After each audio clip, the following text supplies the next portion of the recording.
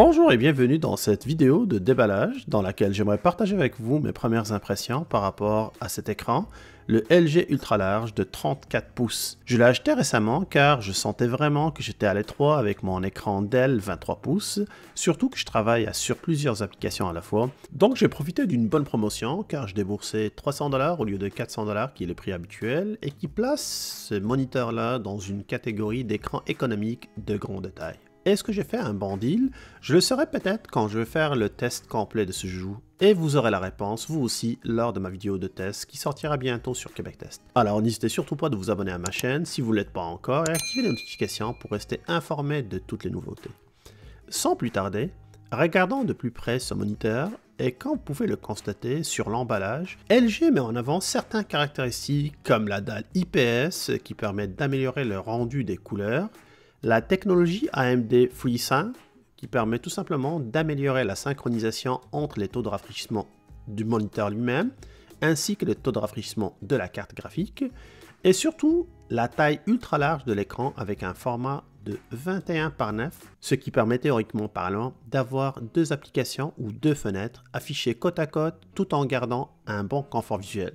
Certes, ce n'est pas un écran 4K, sauf qu'il offre une super bonne résolution de 2560 x 1080 points par pouce. Regardons de plus près le contenu de cette boîte.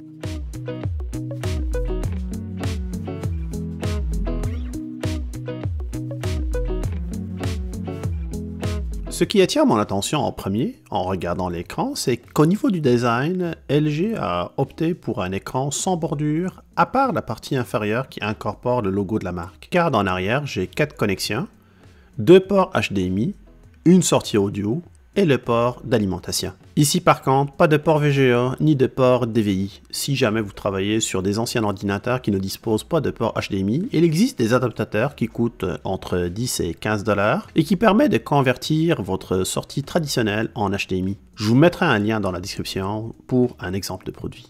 Normalement aussi, l'installation du support devrait être simple car je vois que c'est un système de clips seulement. Ceux qui souhaitent par contre placer l'écran sur un bras articulé, c'est faisable. Il faut juste faire attention au poids assez conséquent de cet écran qui dépasse un peu les 6 kg. En cherchant un peu sur Amazon, j'ai fini par trouver deux modèles qui peuvent convenir à ce moniteur là et je vous laisse les liens aussi, encore une fois dans la description. En bas de l'écran, je vois un bouton directionnel qui servira à allumer et éteindre l'écran, mais aussi à contrôler les différents menus en le poussant vers les directions voulues. Ce moniteur n'est pas équipé de haut-parleurs. Les sorties que vous voyez juste en bas ici de l'écran sont là pour faire rentrer de l'air frais et faire sortir de la chaleur de l'écran. Ok, je vais mettre l'écran de côté pour aller voir le reste du contenu de la boîte. Et là, je vois que j'ai un support, puis aussi le pied, deux morceaux séparés qu'il faudra que je remonte après. Puis en tout cas, c'est très bien emballé. Il faudra vraiment que j'utilise mon ciseau pour les ouvrir. Et si je regarde le support, cette partie devrait se visser sur le pied et la partie supérieure se fixera sur l'écran. Ma seule remarque par contre, c'est que ce support n'est pas extensible, ce qui signifie que je ne pourrai pas ajuster mon écran en hauteur. Puis ça, c'est quelque chose qui est un peu fâcheuse parce que selon la tête de la personne, on va ajuster ça au niveau des yeux pour avoir un meilleur confort. Cependant, je pourrais l'incliner vers l'avant et je pourrais l'incliner vers l'arrière. Au moins, je peux faire ça. Concernant le pied, il est sous forme d'arc, c'est assez joli à voir. Il est très mince, métallique, avec un recouvert qui est en plastique noir pour que ça matche un peu mieux avec le support puis avec l'écran qui est lui aussi noir métallique. En bas, 3 appuis en caoutchouc pour le maintien et un système de fixation qui est assez simple. Ça, j'aime plutôt bien car avec ce mécanisme, j'ai pas besoin d'outils pour fixer le support sur pied. Donc ça, c'est un élément qui peut être très facile à utiliser. Je vais y revenir plus tard. Il me reste un petit paquet qui regroupe les câbles et la documentation. En premier, le bloc d'alimentation avec le fil intégré. C'est vraiment petit comme fil, à peu près 4 pieds si je regarde bien, ce qui fait aux alentours de 1,20 m. C'est vraiment peu si jamais vous voulez placer l'écran sur un bras ou sur un mur. Sinon, j'ai aussi dans l'emballage un câble HDMI qui est fourni, c'est apprécié. Et la paperasse habituelle comme le guide utilisateur, la garantie légale et tout ce qui concerne l'enregistrement. Et surtout un CD. Oui, effectivement, vous avez bien entendu, un CD qui contient le manuel de l'utilisateur. Je pense vraiment que ce CD-là n'a pas sa place dans le package. Un lien vers un fichier PDF sur un site internet aurait largement suffi. Surtout que maintenant, les lecteurs de CD, ils s'en font de plus en plus rares sur les ordinateurs. Je mettrai de côté tout ça, je reviendrai maintenant sur l'assemblage. Je commencerai par le support, c'est très facile. Il suffit de l'insérer dans le pied et de visser. Pas besoin d'outils, l'opération se fait d'une manière qui est très simple, puis ça prend à peu près une vingtaine de secondes.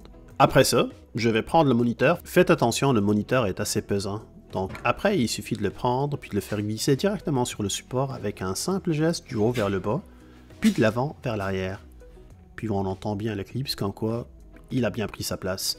C'est fait maintenant, ça ne peut pas être plus facile que ça. Et si jamais vous voulez déplacer votre écran ou vous voulez l'installer sur un support mural ou sur n'importe quel autre bras articulé, vous avez la possibilité d'appuyer tout simplement sur le petit bouton qui est en arrière, qui va vous permettre de pouvoir détacher l'écran de support avec un simple geste. Voilà, en attendant de vous revenir avec mon test complet et mon verdict final par rapport à cet écran, le LG Ultra Large de 34 pouces, je vous laisse avec ces premières images enregistrées après l'avoir branché à mon laptop. De mon côté, je vous retrouve très bientôt avec un nouveau contenu. N'oubliez pas de regarder aussi mes autres vidéos, de liker, de partager avec vos amis. Un grand merci et à plus.